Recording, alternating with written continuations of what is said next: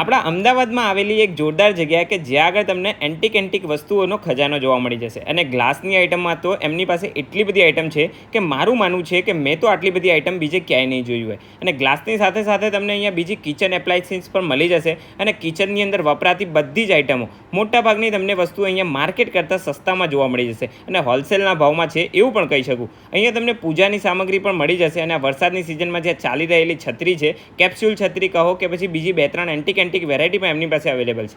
અને બધી જ વસ્તુઓ તમને એકદમ જોરદાર પ્રીમિયમ ક્વોલિટીવાળી જોવા મળી જશે. અને આવું મારું કહેવું નથી, તમે એમના ગૂગલ રિવ્યૂ પણ જોઈ શકો છો. અને હા, એક જોરદાર ઓફર આવી ગઈ છે.